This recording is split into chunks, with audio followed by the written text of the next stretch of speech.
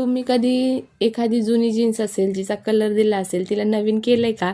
तर तेच आपण आज करणार आहोत. तर बघा अशी छान अशी आहूंची ही जुनी पॅन्ट आहे. त्यासाठी मी पाणी ठेवले पातेल्यामध्ये. अर्धा पातेल्याभर म्हणजे ही जीन्स बुडेल एवढं पाणी ठेवलंय.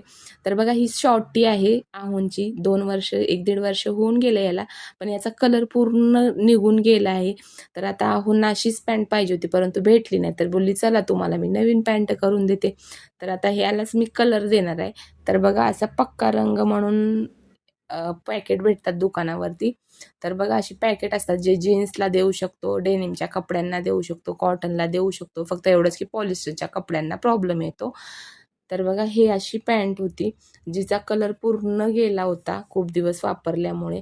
तर मी जे गरम पाणी ठेवलं होतं बघा, तर त्याला आता छान उकळी यायची वेळ झाली आहे म्हणजे बऱ्यापैकी गरम झालं आहे. त्यानंतर एक पॅकेट त्याच्यात ब्लॅक कलर टाकला.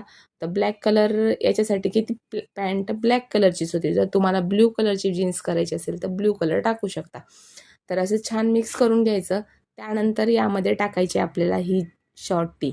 तर बघा ही शॉर्ट टी टाकल्याच्या नंतर आपल्याला छान असं याला याच्यामध्ये पूर्ण डुबेल यापर्यंत ठेवून द्यायचं आहे आणि छान फिरवत राहायचं जेणेकरून कसं या साईडून त्या साईडून कारण की सगळ्या साईडने आपल्याला सेम रंग लागला पाहिजे आणि मग ती व्यवस्थित कलरफुल होईल म्हणजे सेम कलर सगळ्या साईडने येईल.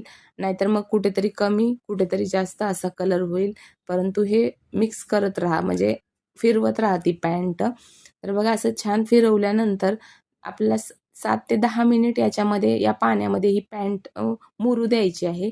त्यानंतर आपल्याला हे 7 ते 10 मिनिटं झाल्याच्या नंतर आपल्याला एका हँगरवरती ही पॅन्ट काढून घ्यायची. जेणेकरून त्यामध्ये जे पाणी आहे ना ते सर्व निचरून जाईल. त्यासाठी मी हँगर घेतलंय. त्या हँगरवरती पॅन्ट टाकली आणि त्याच्यामध्ये बाथरूममध्ये नेऊन ही अडकवते. जेणेकरून त्याचा जो काळा कलर जेवढा एक्स्ट्राचा आहे पाणी त्याच्यामध्ये ते निघून जाईल. बघा निघतंय ते निचरून जाईल ते पाणी. ते बघा असं दिसतंय ब्लॅक कलरचं. तर असं निचरून गेल्यानंतर ही पॅन्ट पूर्ण पाणी निघून गेल्यानंतर आपल्याला सावलीमध्ये सुकवायची आहे. जेणेकरून आपल्याला उन्हामध्ये नाही सुकवायचे कारण की त्याचा मग कलर परत निघून जाईल. तर सावलीमध्ये सुकवल्यानंतर बघा नेक्स्ट डेचा हा बघा याचा रिझल्ट असा होता.